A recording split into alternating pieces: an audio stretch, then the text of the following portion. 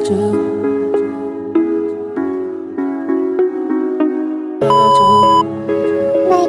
assalamualaikum warahmatullahi wabarakatuh.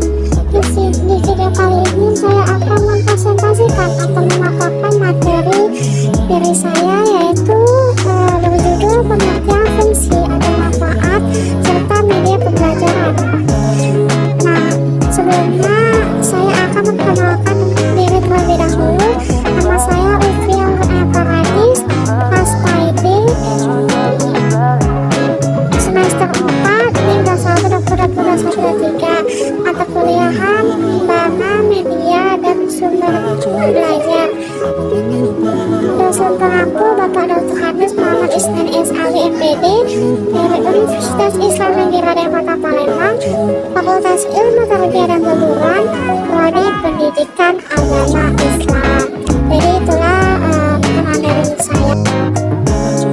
Baiklah, sekarang kita memasuki materi kita. Nah, jadi di sini saya akan membahas terlebih dahulu tentang pengertian media pembelajaran itu sendiri.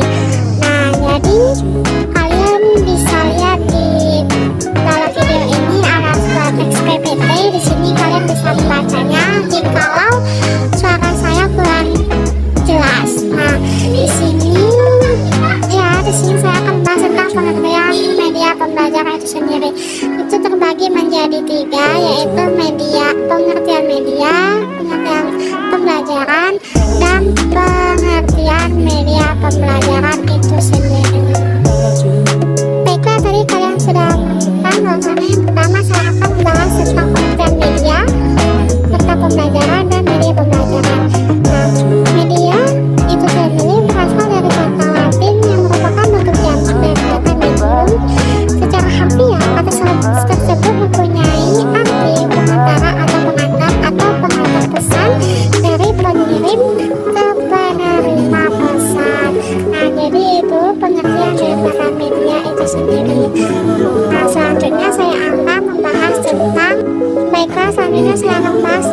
pengertian media menurut para ahli. Saya mengutip satu tokoh, yaitu Bapak Uemar Al-Malik, mendefinisikan bahwa media sebagai teknik yang digunakan dalam rangka lebih mengefektifkan komunikasi antar guru dan murid dalam proses pendidikan dan pengajaran di sekolah sebagai suatu yang dapat atau bisa menyampaikan pesan dan sumber kepada penerima. Selanjutnya yaitu pengertian dari pembelajaran. Nah, pembelajaran itu sendiri sebagai sebuah proses interaksi yang dilakukan peserta didik dengan pendidik dan sumber belajar pada suatu lingkungan tersebut. Nah, selanjutnya yaitu kita akan bahas tentang pengertian dari media pembelajaran.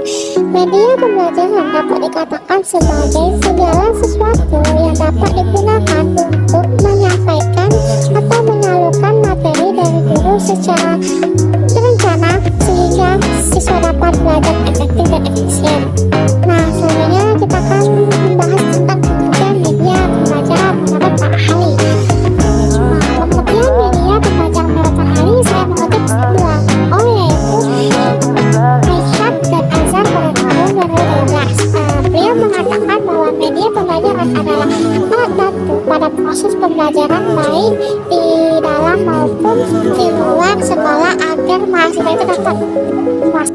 Baiklah, itu saja pengertian dari media dan pembelajaran. Maka selanjutnya adalah sesi kesimpulan.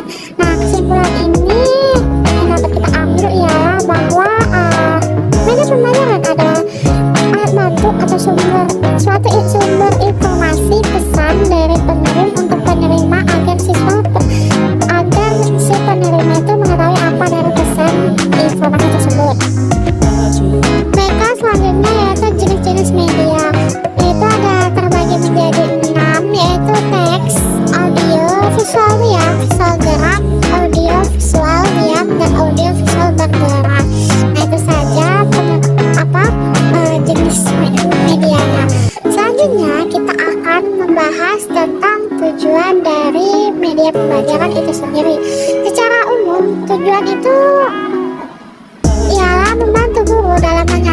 pesan-pesan atau materi pembelajaran kepada siswa agar pesan lebih mengerti gitu dan lebih menarik dan lebih menyenangkan pada siswa.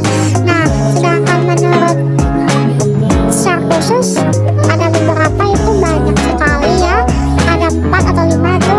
Yang pertama, memberikan pengalaman belajar. Ketiga, menumbuhkan sikap. Keempat, menciptakan situasi belajar. Kelima, untuk mewujudkan situasi belajar efektif. Selanjutnya, untuk memberikan motivasi belajar pada siswa. Nah, itu saja pengertian tujuan dari media pembelajaran itu. Nah, itu tuh ada 2 ya guys, secara umum dan secara khusus di situ. Jadi banyak sekali tujuan dari media pembelajaran itu. Nah, selanjutnya yaitu fungsi media pembelajaran. Apa sih fungsi media pembelajaran menurut siapa gitu? Nah, di sini saya mengutip ada beberapa fungsi menurut para ahli, guru, umum, khusus, dan pokoknya segala macam di sini sudah ada. Cuma untuk khususnya kayaknya tidak ada. Nah, jadi fungsi menurut para ahli itu ada 4. Fungsi atensi adalah menarik perhatian siswa agar semakin berkonsentrasi. Kedua, fungsi efektif, dan itu ya suatu kenyamanan siswa ketika belajar. Dan keempat, itu fungsi kognitif adalah mempermudah memahami dan meningkatkan atau mengingatkan informasi. Nah, yang terakhir itu fungsi komplementaris adalah untuk mengakomodasi atau membantu siswa yang lemah dan lambat menerima pembelajaran yang disajikan secara verbal maupun teks. Nah, itu fungsi media pembelajaran menurut para ahli guys. Selanjutnya saya akan membahas tentang fungsi media pembelajaran secara umum. Nah, selanjutnya itu fungsi media pembelajaran secara umum. Itu banyak sekali ya guys. Nah, aku akan membacanya sedikit-sedikit. Untuk penjelasannya kalian bisa lihat secara langsung ya di video ini. Yang pertama itu menarik perhatian siswa. Terkadang siswa itu kurang tertarik dalam antusias terhadap suatu pembelajaran atau materi yang sulit dan susah dicerna. Maka dari itu adanya media itu sebagai fungsi untuk siswa itu agar secara efektif dan aktif. Selanjutnya, untuk mencapai tujuan pembelajaran secara efektif, terus menghindari kesalahan tafsiran. Nah, selanjutnya itu fungsi secara lain.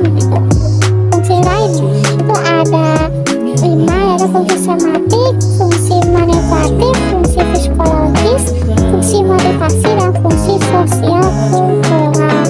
Nah, selanjutnya itu saya akan membahas tentang manfaat media pembelajaran.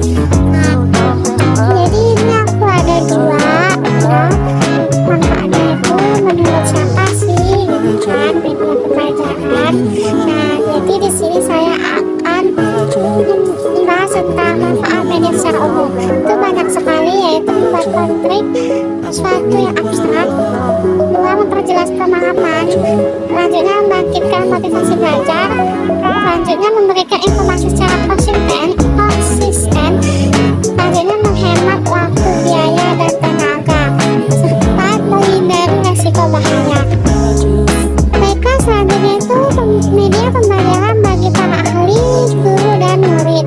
Nah, manfaat dari para ahli itu ialah penyelenggaraan penyampaian materi pembelajaran, proses belajar mengajar yang lebih jelas dan menarik.